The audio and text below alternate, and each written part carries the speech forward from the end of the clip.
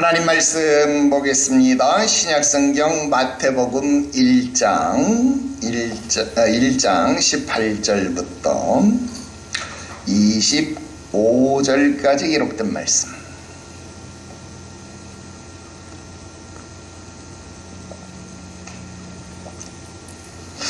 마태복음 1장 18절부터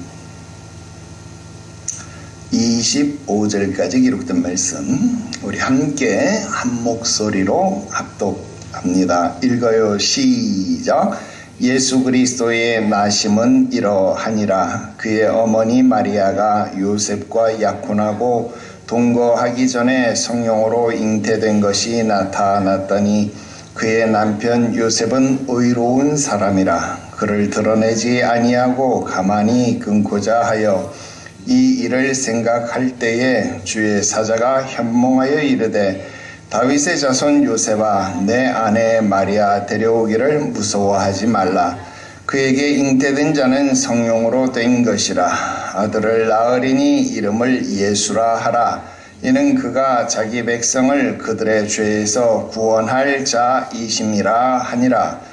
이 모든 일에 된 것은 주께서 선지자로 하신 말씀을 이루려 하심이니, 이르시되 보라, 처녀가 잉태하여 아들을 낳을 것이요 그의 이름은 임마누엘이라 하리라 하셨으니, 이를 번역한즉 하나님이 우리와 함께 계시다 함이라.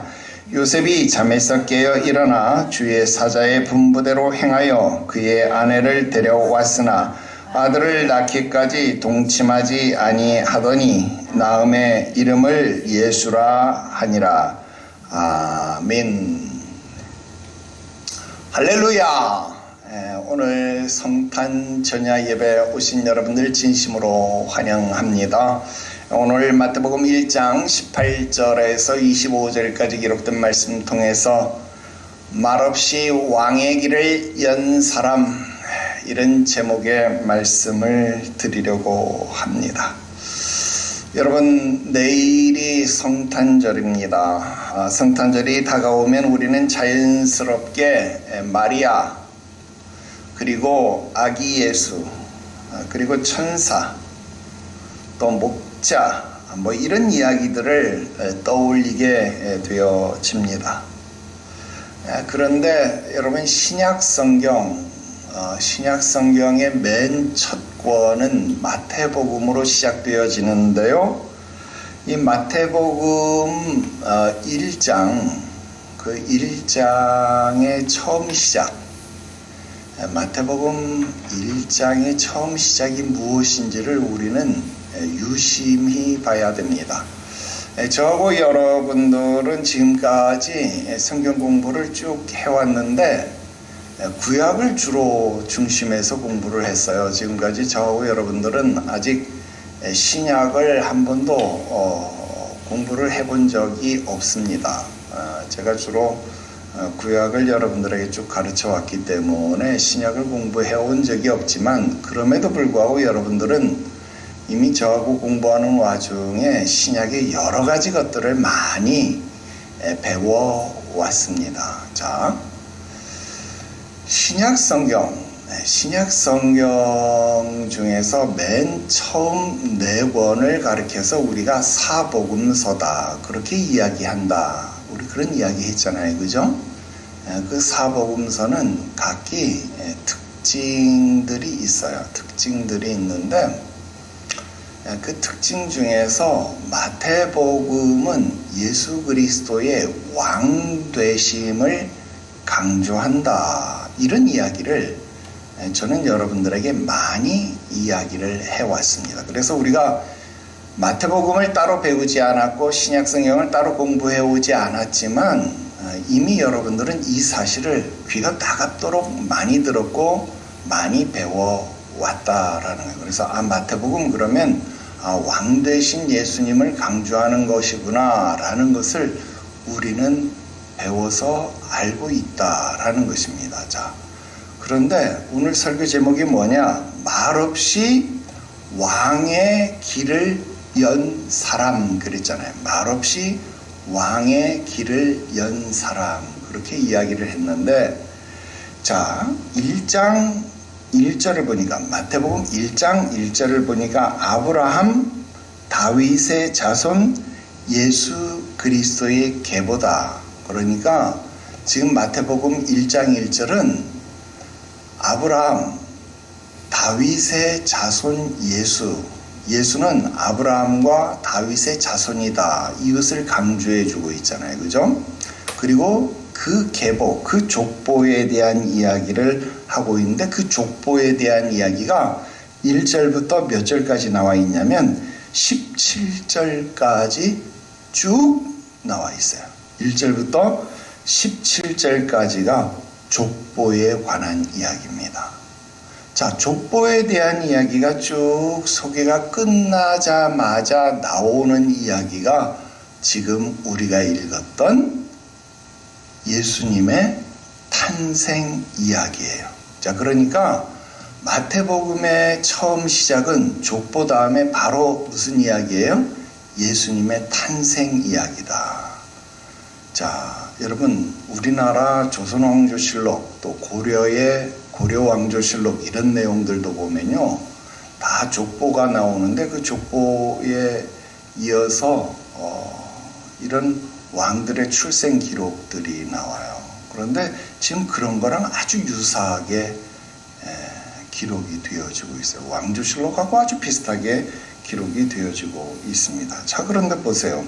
예수 그리스도의 나심은 이러하니라. 자, 왕이신 예수님의 나심의 기록은 이러했다.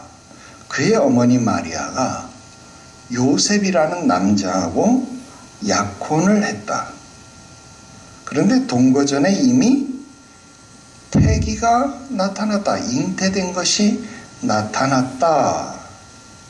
그리고 19절에 어떤 남자를 소개하는 거예요. 그의 남편 된 요셉은 의로운 사람이다.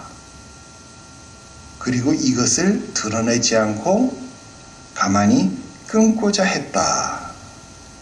그런데 이때 주의 사자가 나타나서 현몽에서 그에게 말하기를 시작했다. 다윗의 자손 요셉아, 그 아내 마리아를 데려오는 것 주저하지 마라. 그에게 잉태된 것은 성령으로 잉태된 것이다. 아들을 낳으면 그 이름을 예수라고 이름 붙여라. 이것은 자기 백성을 그 죄에서 구원할 자가 될 것이다. 이것은 성경에 예언된, 구약 성경에 예언된 말씀을 이루려고 하신 것이다.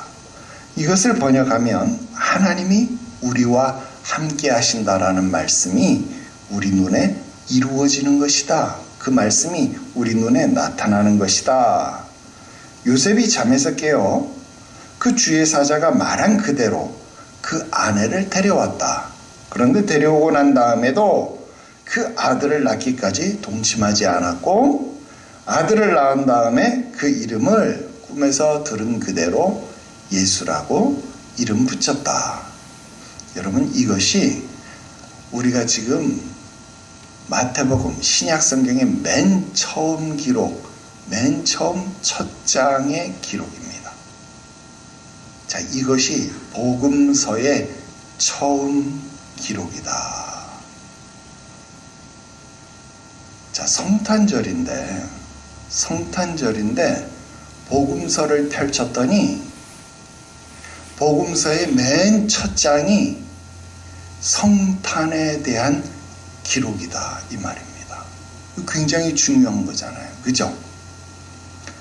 자, 우리가 성탄절 하면 마리아에 대한 이야기, 예수님에 대한 이야기, 또는 천사들, 목자들에 대한 이야기 그동안 참 많이 했었는데, 지금 복음서, 우리들에게 주어진 신약 성경 복음서의 맨 첫 장, 맨 처음 기사는 이런 목자들의 이야기도 아니고 마리아에 대한 이야기도 아니고 어떤 사람에 대한 이야기를 하고 있느냐 하면, 목수라고 이름 붙여져서 우리가 기억하고 있는 요셉이라고 하는 사람, 이 요셉이라고 하는 사람에 대해서 말하고 있다 하는 것입니다. 우리가 그동안 강조하지 않고, 우리가 그동안 잘 생각하지 않고, 묵상하지 않고, 잘 마음속에 담아두지 않았던 인물, 그래서 그냥 쉽게 지나쳐 버릴 수 있었던 그 인물, 그 인물에 대해서 오늘은 조금 깊이 생각해 보자 하는 겁니다. 자, 왜 하나님은 자기의 아들을 이 땅 위에 보내시는 이 엄청난 사건, 이 중요한 사건을 행하시면서 이 일을 이름 없는 목수에게, 그 당시 천대받았다 뭐 이런 거 우리 많이 공부해서 알잖아요. 뭐 어부, 목수, 뭐 양치기 다 천대받았다. 왜 그런 자에게 이런 중차대한 업무를 맡기셨느냐 하는 겁니다.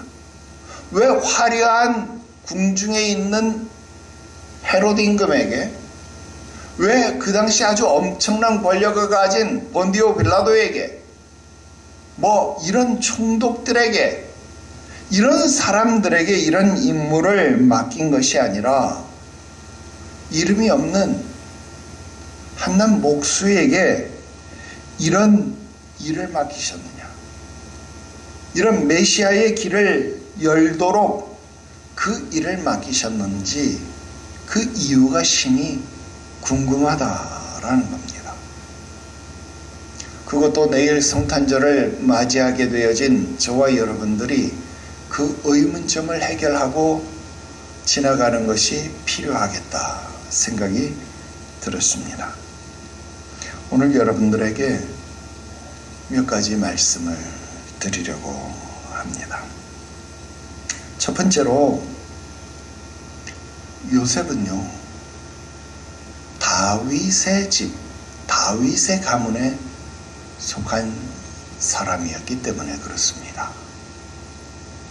다시요. 왜 하나님이 목수에게 이 일을 맡기셨느냐?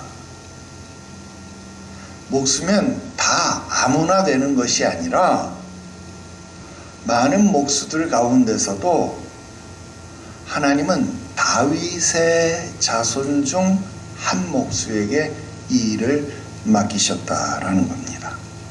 자, 다시 보세요. 마태복음은 1장이 족보로 시작하고 있다 하는 겁니다. 자, 많은 분들은 이 족보를 읽다가 지루해해요. 성경을 읽으라 그래서 읽으려고 했더니 아브라함은 이삭을 낳고, 이삭은 야곱을 낳고, 야곱은 유다와 그 형제들을 낳고, 낳고 1장부터 낳고 하니까 지겹다 이 말이에요.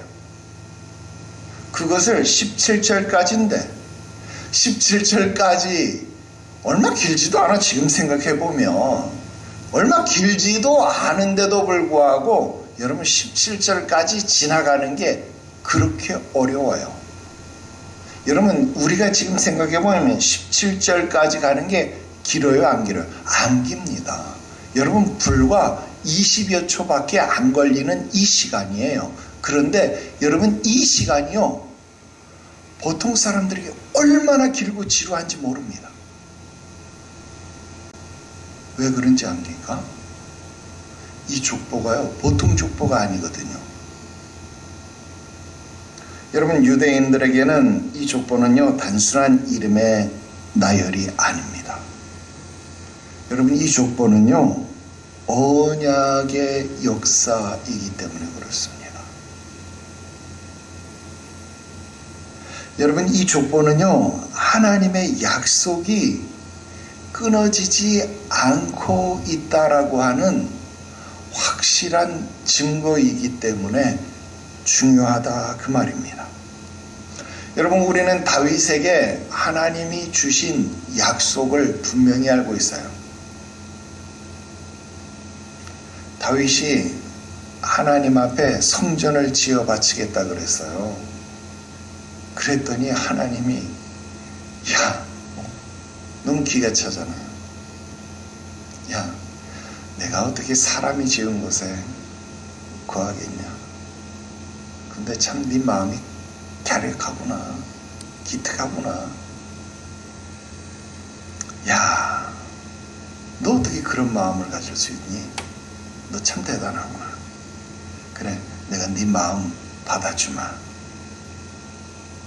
내가 너의 집과 너의 나라가 너의 앞에서 영원히 끊어지지 않도록 내가 너에게 복을 주마. 하나님이 그에게 이 약속을 해주셨어요. 이것을 신학적으로는 다윗에게 주신 신탁이다, 이런 이야기를 합니다. 그에게 영원히 왕위가 보존되어질 것이다, 영원히 경고하게 될 것이다. 여러분, 이 약속을 해주셨다 이 말이에요.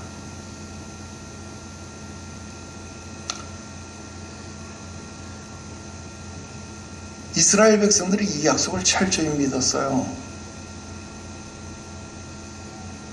그래서 자기네 나라는 하나님 앞에 선택받은 나라다,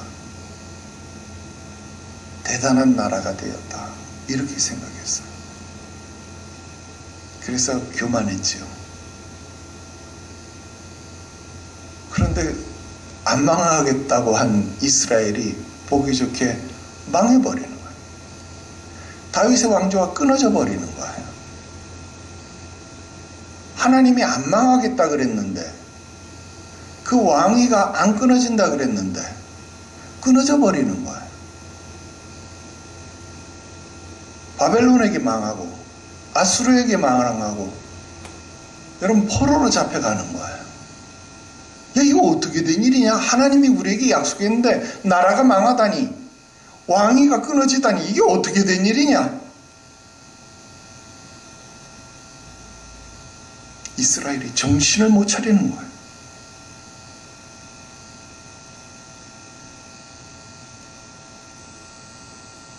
그때 선지자들이 나타나는 거예요.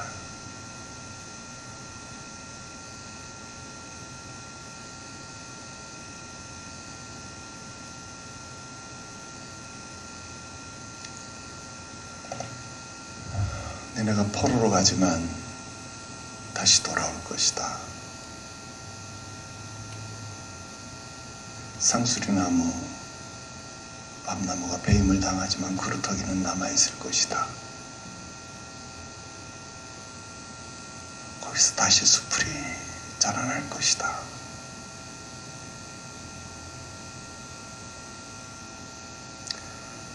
여러분,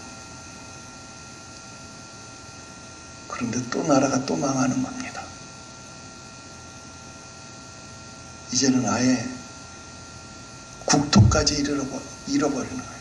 전 세계 방방곡곡에 나라가, 민족이 흩어져 버리는 거예요. 이건 어떻게 된 일이냐? 이제는 어떻게 된 일이냐?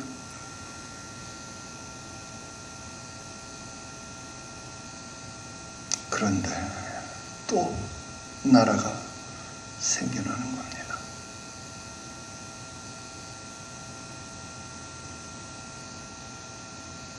기적같이 나라가 생겨나는 겁니다.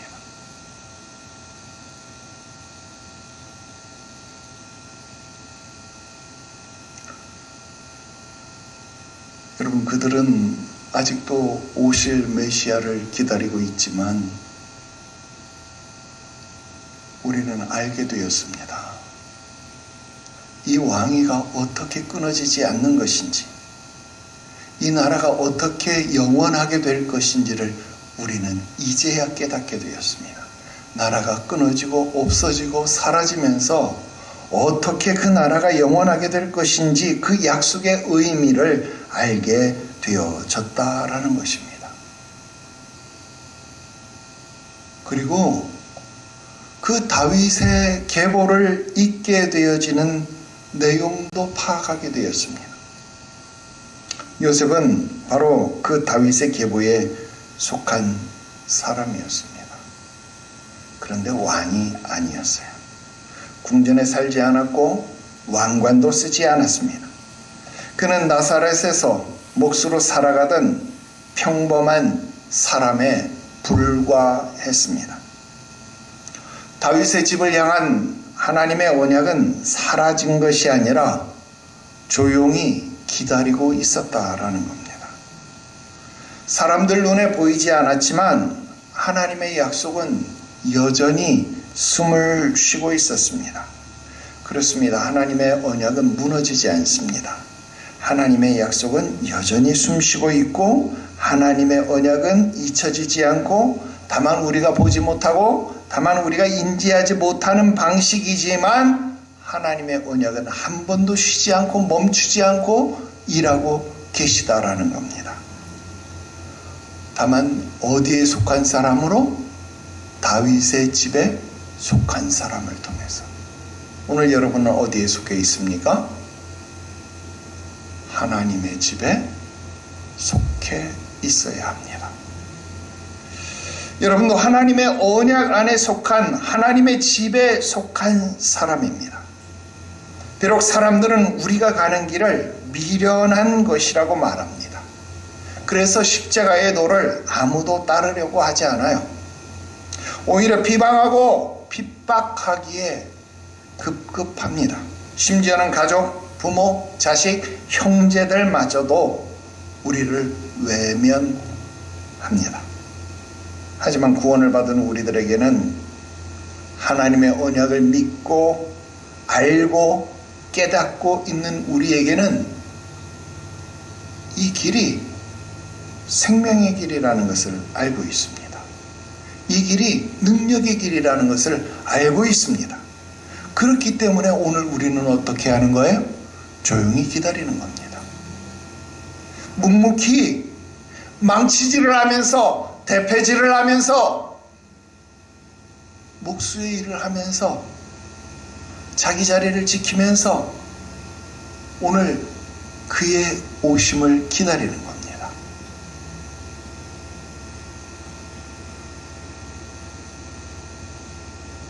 아무 말 없이 왕의 길을 여는 사람은 그런 자들입니다. 오늘 성탄을 기다리는 사람은, 오늘 성탄을 준비하는 사람들은 그런 사람들입니다. 여러분, 목자들의 이름이 나왔었나요? 안 나왔습니다. 동방박사들의 이름이 나왔었나요? 안 나왔습니다. 성탄을 기다리는 사람은 그 누구도 이름이 나와 있지를 않았습니다. 오늘 주님 오심을 기다리는 사람은 그 누구도 이름이 나와 있지 않습니다. 저와 여러분처럼 이름도 없이 빛도 없이 하나님의 집에 속하여서 그의 오심을 기다리며 묵묵히 자기 자리를 지키는 사람들입니다. 그것이 왕의 길을 여는 사람들의 사명이기 때문에 그렇습니다. 두 번째 말씀 드리려고 합니다. 이렇게 조용히 자리를 지키면서 기다리는 건 다 좋은데 바로 그럴 때 우리에게 위기가 찾아온다 하는 겁니다. 요셉에게도 그냥 목수질만 하면서 기다리면 좋은데, 다윗의 자손으로 기다리기만 하면 좋은데 바로 그럴 때 위기가 찾아왔다라는 겁니다. 무슨 위기가 찾아왔나요? 약혼한 마리아가 잉태를 했습니다. 결혼한 마리아가 아니고 약혼한 마리아가 잉태를 했습니다. 성경은 그 상황을 자세히 설명하지 않았지만 우리는 그 상황을 충분히 짐작할 수 있어요. 누가복음에 이 마리아와 천사의 수태고지에 대한 내용 나오잖아요. 그러니까 우리 그 상황 충분히 알고 있습니다. 그런데 여러분, 그건 마리아의 상황을 우리가 안 알고 있는 거고요. 여러분, 요셉에 대한 상황은 잘 말해주지 않잖아요. 여러분, 지금 요셉의 심정을 한 번이라도 좀 이해하고 계신가요? 이해가 잘 됩니까? 아마 잘 이해가 안 될 거예요. 성경에는 지금 요셉을 이렇게 표현하는 거예요. 그의 남편은 19절에 보니까 그의 남편 요셉은 의로운 사람이다 이렇게 말하는 거예요. 이 의롭다라고 하는 말은요, 원어로 보면 디카이오스 이렇게 표현하고 있어요. 이 디카이오스라고 하는 말은 의롭다, 옳다 이런 말입니다. 이 디카이오스, 의롭다, 옳다라고 하는 말은요, 규정을 정확히 지키는 태도로서 의롭다, 옳다 이런 뜻이 아닙니다. 여러분, 규정을 정확히 지키니까 의롭다, 옳다 이런 뜻이면 얼마나 좋겠어요. 법 잘 지키면 의롭고 옳은 것입니까? 아니에요. 법 잘 지키고 규정을 잘 지켜서 의롭고 옳은 것은요, 디카이오스가 아닙니다.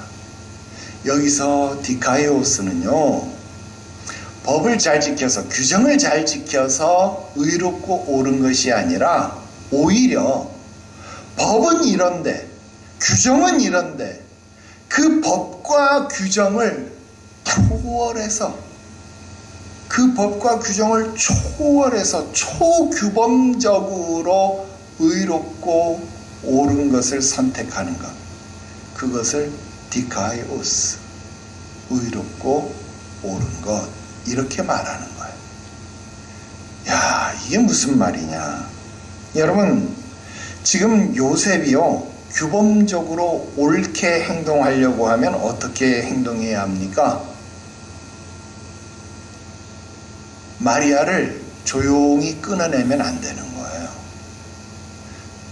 지금 요셉이 다윗의 가문에 속한 사람이잖아요. 유다 지파에 속한 사람이잖아요. 즉, 이 말은 요셉은 지금 무슨 사람이에요? 유대인이잖아요. 유대교 사람이잖아요. 그러면 유대교 율법을 지켜야 되잖아요. 그죠?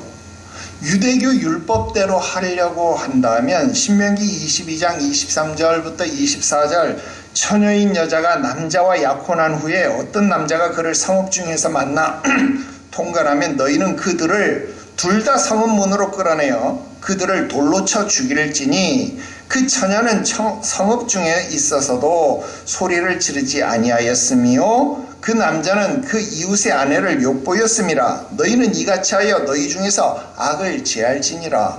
여러분, 지금 결혼을 하지 않고 약혼만 했는데 아내가 임신을 했다. 그 말은 뭐예요? 이미 통간을 했다. 그 말 아닙니까? 그러니까 나 말고 딴 남자랑 이미 통정을 했으니까 이 마리아와 통정한 남자까지 그 둘 다 같이 돌로 쳐서 죽여야 될 거 아니에요. 이게 규범적으로 옳은 행동이에요. 그러니까 이 요셉이 규범적으로 옳게 행동하려고 하면 마리아뿐만 아니라 마리아를 신문해서 마리아와 통정한 남자까지 돌로 쳐서 죽여야 그게 의로운 사람이라는 거예요. 그런데 요셉은 어떤 사람이냐면 초규범적으로 의로운 사람, 디카이오스한 사람이라서 이것을 그렇게 하지 않았다는 거예요.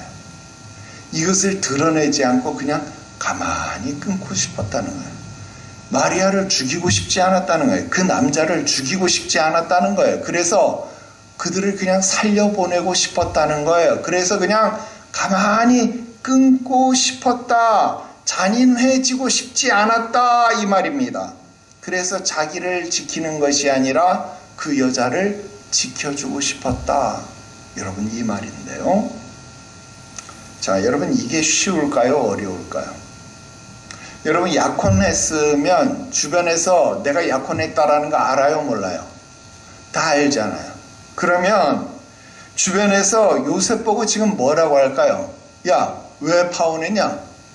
야, 너 배알도 없어? 야, 너 어디 여자가 없어가지고 야, 애맨 여자 데려온다고? 너 미쳤어? 너 바보냐? 이렇게 안 합니까? 이렇게 한다 이 말이에요. 야, 너 용기 없어? 야, 너 빠져. 내가 가서 그놈들 다 잡아 죽여줄게. 너 빠져 있어. 이렇게 안 할까요? 그렇게 합니다. 왜? 성경에는 이 사람만 의로운 게 아니고 그 형제에게도 뭐가 있어요? 기업물을 권한이 있잖아요. 그죠? 그래서 복수를 누가 해줘야 돼요? 이 사람이 못하면 그 형제가 또 복수를 해줘야 되잖아요. 안 그래요? 요셉의 형제가 친구들이 복수해줘야 되는 것 아닙니까? 당연히 그렇게 해야 되는 겁니다. 근데 요셉은 초규범적으로 의로운 사람이라 이걸 드러내고 싶지 않았다는 거예요. 그래서 가만히 끊고자 했다는 거예요. 그래서 가만히 끊고자 해서 이걸 드러내지 않았다는 거예요. 온갖 조롱과 멸시를 다 겪어야 했을 겁니다. 여러분, 그걸 감안하면서, 그걸 감수하면서 의로운 선택을 한다고요. 그거 할 수 있습니까, 여러분?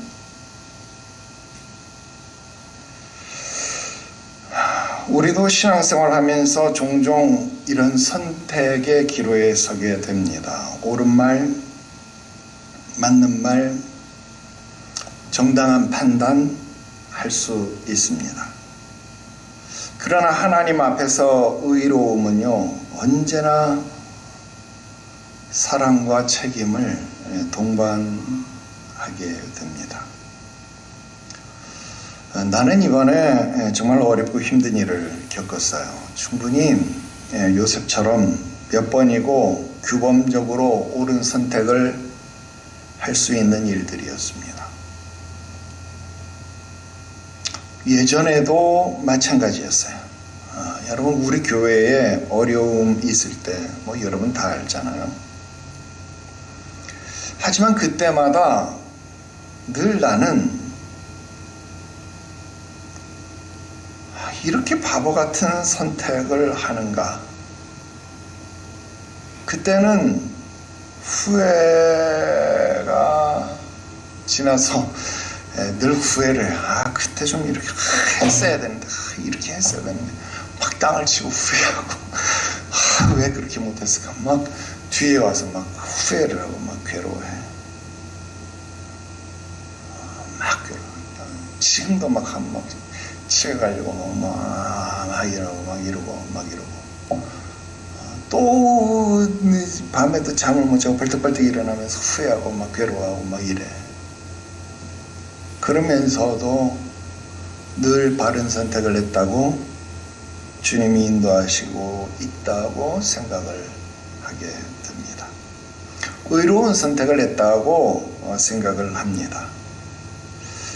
여러분들에게도 이렇게 말해야 하는지 잘 모르겠지만 나는 그래야 한다라고 생각을 합니다. 차라리 여러분들이 손해를 보면서 사십시오. 여러분들이 바보가 되면서 사십시오. 여러분들이 지면서 사시라고 그렇게 말씀을 드리고 싶습니다. 왜? 그게 범규범적으로, 초규범적으로 의로운 선택이 될 수 있기 때문에 그렇습니다. 사람들이요, 인생을 살면서 큰 위기가 찾아왔을 때 대부분 사람들은요, 자기 이속 챙깁니다. 그거 분명하더라고요.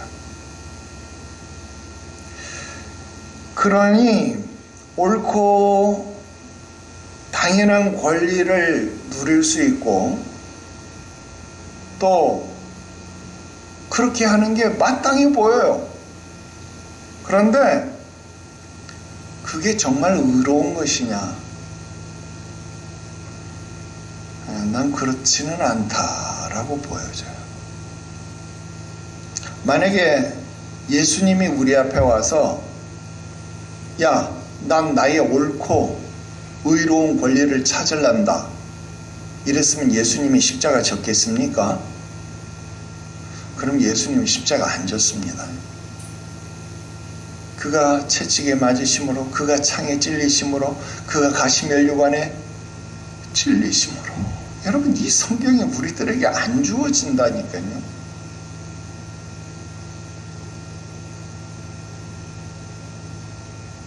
그 성경이 우리들에게 주어졌으니까 우리가 믿을 수 있고 우리가 그 은혜를 누릴 수 있는 것 아닙니까?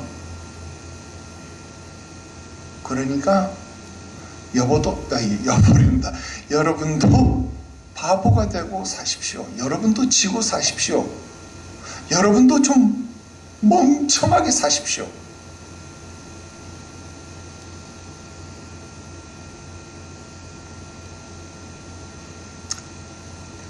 이렇게 말하는 목사 밑에 과연 성도가 붙을지 나는 모르겠어요.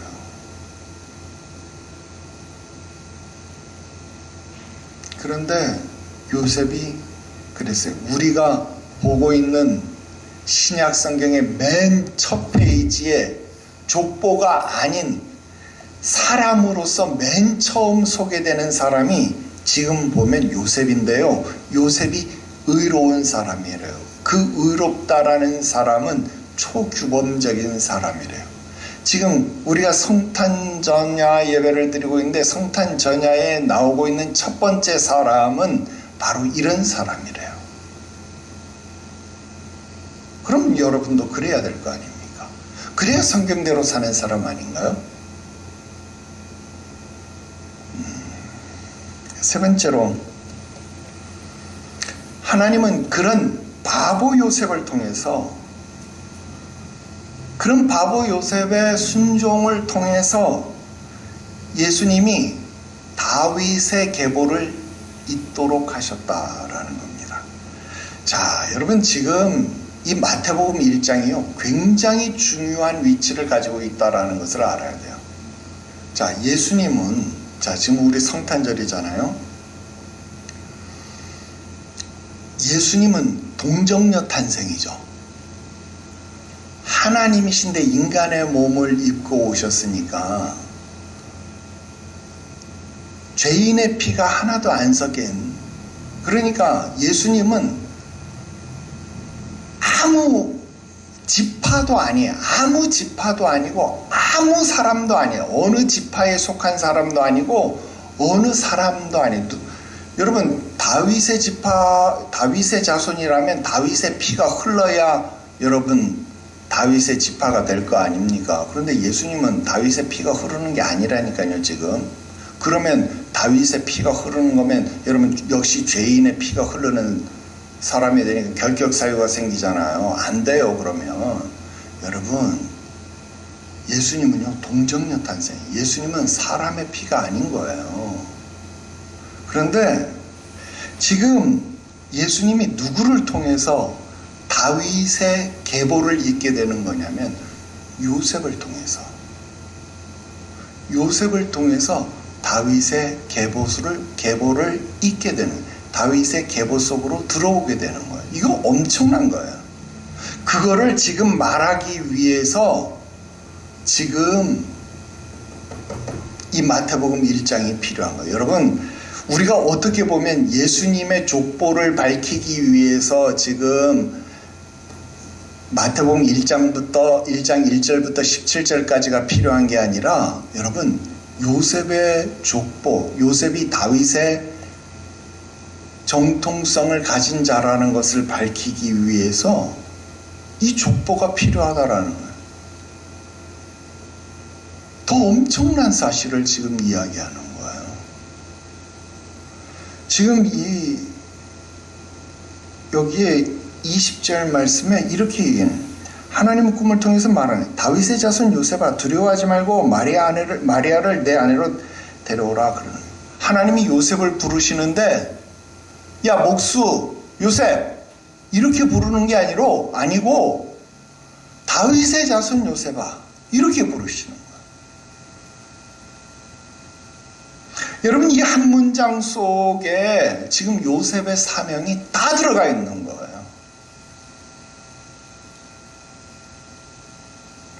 요셉은 이 한 문장 가지고 질문을 하지 않는 거예요. 조건을 묻지 않는 거예요. 성경은 아주 단순하게 말하는 거예요. 일어났다는 거예요. 깨어났다는 거예요. 깨어나서 요셉은 마리아를 아내로 맞이하는 거예요, 그냥. 그리고 아이에게 이름을 예수라 했다. 아이에게 이름을 주었다라는 거예요. 여러분, 유대 사회에서 이름을 준다라는 것은 단순한 호칭이 아닙니다. 그래서 여러분, 성경에서 이름을 준다, 이름을 붙인다, 여러분 이거 굉장히 중요하다라는 것 내가 계속 강조해서 여러분들에게 이야기했잖아요. 이름을 준다는 것은 그 아이의 삶, 그 아이의 미래, 그 아이의 책임, 그 아이의 운명을 함께 떠안겠다라고 하는 선언입니다.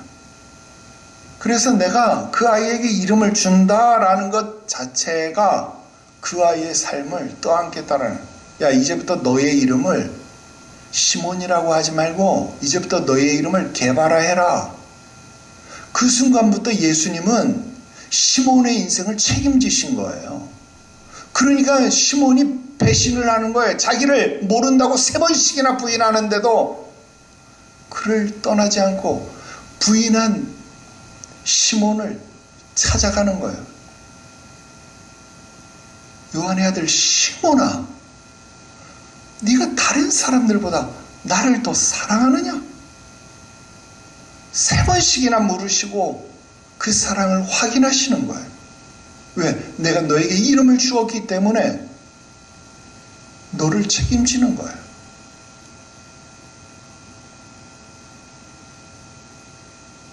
여러분, 가톨릭에서 세례를 주고 세례명을 주는 것은 그런 의미입니다. 여러분, 우리가 뭐 가톨릭을 우리 정통 교단으로 치고 있지는 않지만 그런 의미를 우리는 되새길 수 있어야 합니다. 우리 개신교에서 세례를 줬다고 해서 세례명을 주고 그러지는 않습니다만은, 왜 우리는 세례명 안 줍니까? 여러분, 내가 그 사람의 인생을 책임지는 거 아니잖아요. 내가 이름을 줄 수 없죠. 하나님이 그에게 이름을 주는 거예요. 뭐로? 하나님의 자녀가 되는 권세를 이미 주었잖아요. 하나님의 자녀라고 이미 그에게 권세를 주셨는데 내가 뭐라고 그 사람에게 이름을 주는 거예요? 나는 성부와 성자와 성령의 이름으로 세례를 주는 것뿐이지. 그래서 개신교는 세례명을 주지 않습니다. 그 차이가 있어요. 그런데 교황은 자기가 하나님인 줄 알아요. 그래서 뭘 줘요? 세례명을 줘요. 아주 교만의 극치를 떨죠. 그죠? 그런 차이예요. 여러분, 이름을 준다는 것은 인생을 책임진다는 거예요. 그래서 하나님이 요셉에게 주의 사자를 통해서 회모하는 아들을 낳을 것인데, 아들을 낳으면 그 이름을 예수라고 이름을 주어라, 그렇게 말하는 거예요. 그래서 요셉은 일어나서 그 말을 순종한 거예요. 아들을 얻었는데 그 아들에게 하나님의 명령을 따라서 하나님의 권위를 가지고 이름을 예수라고 주었어요. 요셉은 결코 왕을 낳은 적이 없습니다. 그런데 요셉 때문에 예수님은 다윗 가문으로 입양이 되어 본 거예요. 그 순간에. 그래서 다윗 왕가의 만왕의 왕으로서 오시는 길이 열리게 된 겁니다. 여러분, 대단한 거 아닙니까? 하나님은 오늘도 우리에게 말씀하십니다. 오늘 우리를 부르시면서 제자 삼는 교회, 그렇게 부르시는 거예요. 오늘 이 한 문장에 우리 교회에 대한 사명이 다 들어 있습니다. 우리는 요셉처럼 질문하지 말아야 되는 거예요. 조건을 묻지 말아야 되는 거예요. 아주 단순하게 행동하면 되는 거예요. 일어나면 되는 거예요. 그러면 됩니다. 일어나기만 하면 되는 거예요. 다시 잠들지 않으면 되는 거예요. 그리고 이름을 지어주면 되는 거예요. 가서 제자를 삼으면 되는 거예요. 제자를 삼기만 하면 되는 거예요. 남편이든 자식이든 친구든 내 제자가 되게만 하면 되는 거예요. 나는 잘 몰라요. 하지만 지금 남아있는 분들은 적어도 내 제자라고 말해도 되는 분들 아닐까요? 물론 원칙적으로는 주님의 제자지만, 여러분, 예수님 제자 뭐 이런 거, 뭐 그냥 그런 신앙적인 거 이런 거 빼고, 그냥 여러분들은 적어도 어느 정도 내 신앙 원칙, 또 내 목회 원칙 어느 정도 동의가 되고, 또 내가 강조하는 일들에 대해서 합일이 되니까 남아있는 분들 아닐까요? 그래서 제가 전하는 말씀에 아멘 하면서 은혜를 받고 또 같은 신앙을 고백하고 그런 것 아닐까요? 한 마음으로 주를 섬기며 같은 신앙의 계보를 잇는 이유가 바로 그런 것 아닐까요? 여러분도 그렇게 하십시오. 여러분 가족, 여러분 친척, 여러분 친구를 여러분들의 제자가 되게 하십시오. 여러분들 앞에서 이런 신앙의 계보를 잇도록, 이 계보 안에 들어오도록 그렇게 가르쳐야 합니다.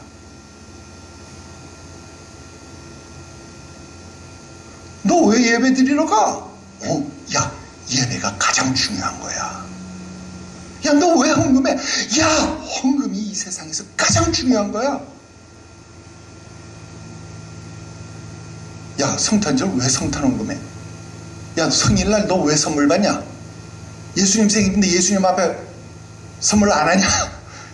야, 적어도 이 정도 가르쳐 줘야 되는 것 아닙니까? 야, 교회 창립절에 왜 교회에다 헌금해? 야, 교회 생일인데 그러면 교회 생일 케이크 안 하냐? 당연히 해야지.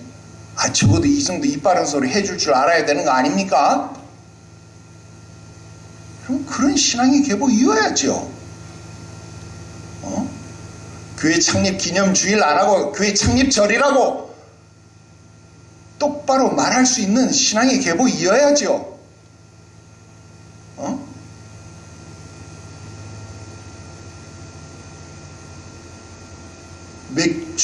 맥주 감사주일 이렇게 말 안 하고 맥주 감사절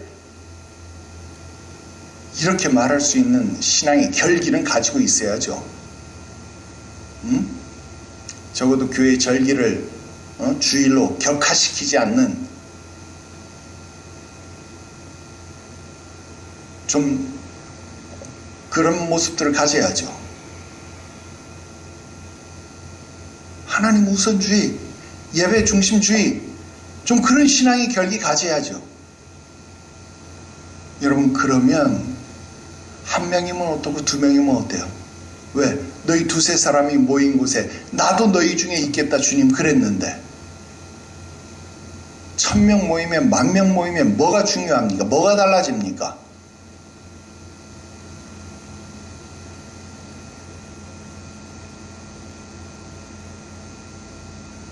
마지막 네 번째 말씀드립니다. 요셉의 퇴장과 성숙한 신앙입니다.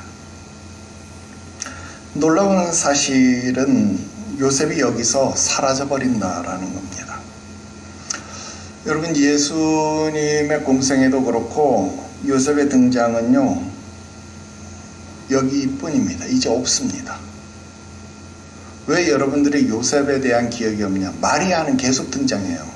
마리아, 마르다 계속 등장하고 가나의 혼인잔치에서도 예수님 앞에 쫄래쫄래 가가지고 아이고 예수님 여기 술이 다 떨어졌습니다. 아이고 어떡하면 좋아요. 가서 예수님께 막 기적 일으켜달라고 와서 예수님 앞에 졸라대고 계속 마리아가 그렇게 주책 없이라고는 안 할게요.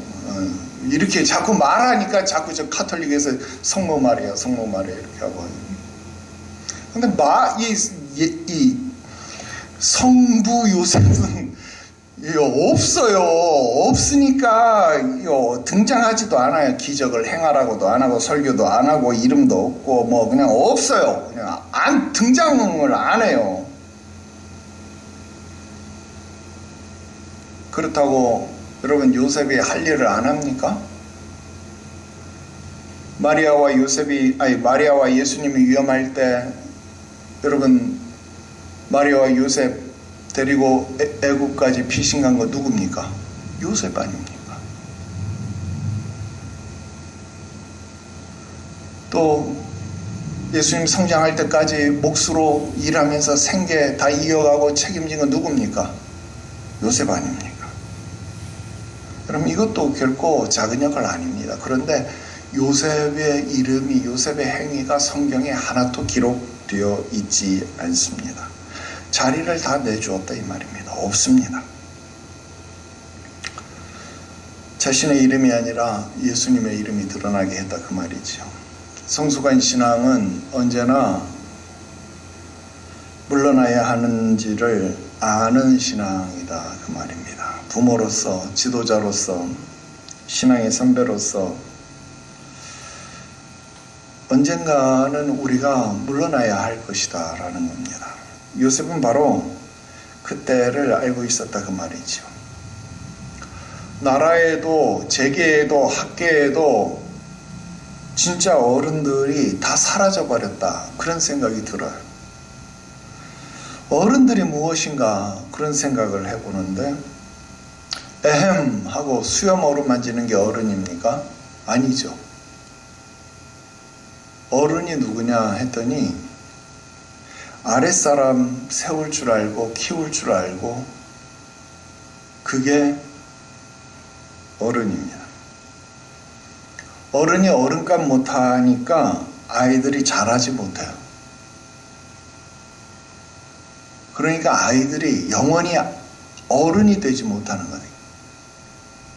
영포티, 영피프티 이게 좋은 말 같은데 젊게 산다는 말 좋은 말 같은데 좋은 말이 아니에요.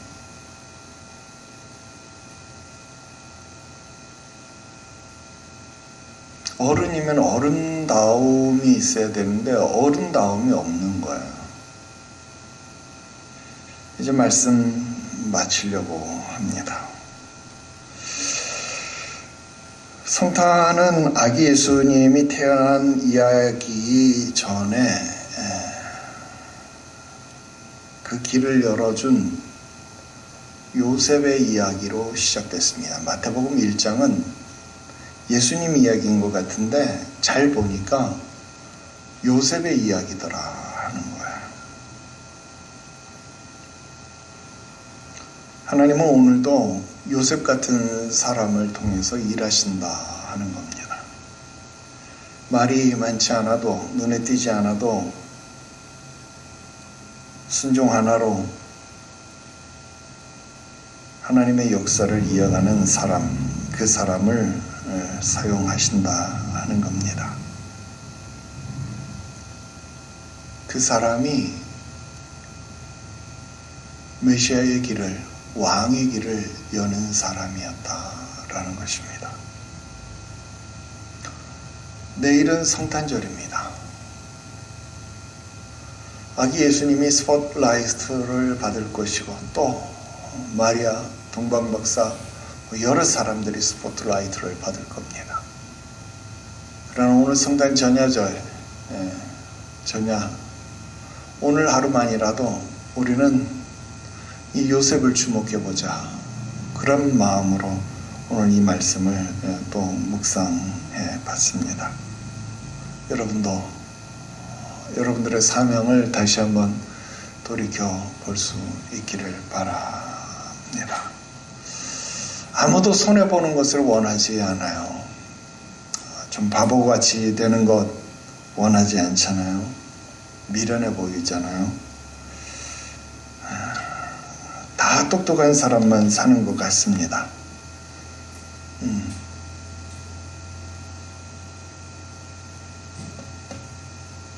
지난번에도 얘기했는데 소는 누가 키울 겁니까 그러면? 나라도 소 키우면 좋겠는데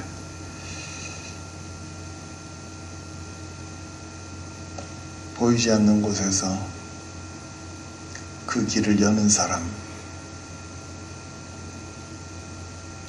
세례 요한보다 여자가 난 자 중에서 더 큰 이가 없었다. 예수님은 그런 사람 인정하셨다라는 것 여러분 한 번 정도 더 생각하시고 오늘 여러분 삶의 모습 속에서 무엇이 진짜 삶인지를 한번 묵상해 볼 수 있는 그런 성탄 전야가 되시기를 주 예수의 이름으로 축원합니다. 기도 드립시다. 거룩하신 하나님 아버지, 우리에게 아들 예수 그리스도를 내어주신 이 거룩한 밤, 오늘 그 길을 말없이 준비했던 요셉의 삶을 돌이켜 보았습니다. 과연 다시 오실 주님 예수를 우리는 어떻게 준비하고 맞이하고 있는지 우리의 삶을 돌이켜보니 심히 부끄럽기 짝이 없습니다. 내가 죽고 주님 예수가 빛이 나야 할 터인데 아직도 내가 살아있음이 어찌하면 좋을지 모르겠습니다. 사도 바울의 고백처럼 내가 그리스도와 함께 십자가에 못 박혀 죽었나니 그런즉 이제 내가 산 것 아니요. 이 고백이 진짜 우리의 고백이 될 수 있게 하시옵소서. 우리 교회의 고백이 될 수 있게, 우리 공동체의 고백이 될 수 있게 하시옵소서. 거룩하신 예수님의 이름으로 기도드리옵나이다. 아멘.